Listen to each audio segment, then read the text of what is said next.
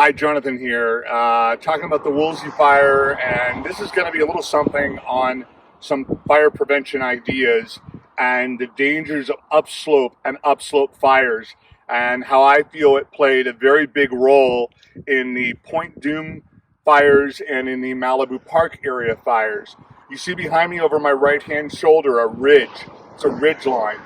Imagine, if you will, a fire just roaring through here at 30, 40, 50 miles an hour. As that fire is burning up that hill and just eating up all of this fuel that was 5, 6, 7, 8 feet high. All of those embers were cresting that mountain, being forced up into the air and flown for miles. When we go a little bit later and look at some of the Malibu Park area, there is no flame that actually burned down a hill necessarily and touched the homes. It was embers and fire that literally burned up and over those homes and consumed them. Imagine not just raining ash, not just raining fire. Imagine raining embers, that some of them were literally the size of baseballs that were landing on the beach. As people raced to the water and stood at the beach, they were being pelted by gigantic flaming embers. Here's an idea, and I know this has been talked about by others, but I just want to drive this home. Look at all of the dry brush around us. I want to continue the camera all the way around. We're at Mulholland and Encino Canyon. If you look way off in the distance there to the north, that's Simi Valley. This fire started November 8, 2018, burned all the way from those mountains, in those mountain areas, and hit the coast of Malibu within 1 day. You can't do anything to stop a fire like that unless you try and take area by area. Could we possibly add moisture into the air at some of these ridge tops? Can we try and minimize some of the embers flying as we get to these ridge tops in these canyons?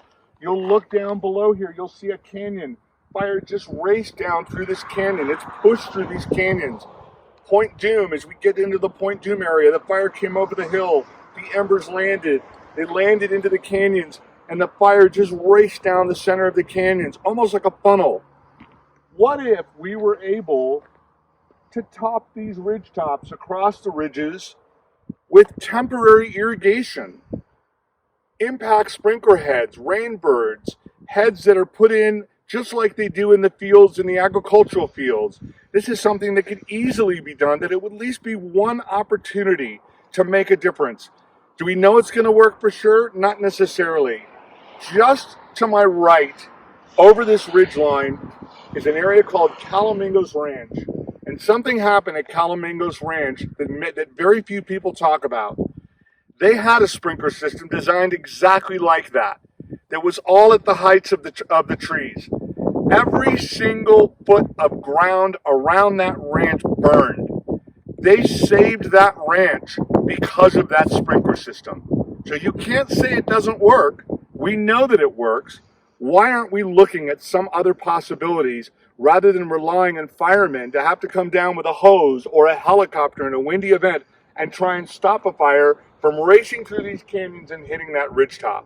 A little bit later in another video, I'm going to talk about other ideas about adding hydration to the air. There's small hose attachments that you can attach, or that can be placed on the top of homes or on the top of rooftops. That if 100 homes or 200 homes or 1,000 homes were adding moisture into the air in some of these fire events, would that create more humidity? Would that help cut the fire down? We have to start being proactive. We've got to start looking at solutions. Here we are 2 years after. Does it look like we're prepared for another fire? If a fire comes through here with all this dry brush, it's going to race through all over again. We need to do what we can to make a difference and be proactive, and we've got to start being aggressive about some of these solutions and other solutions.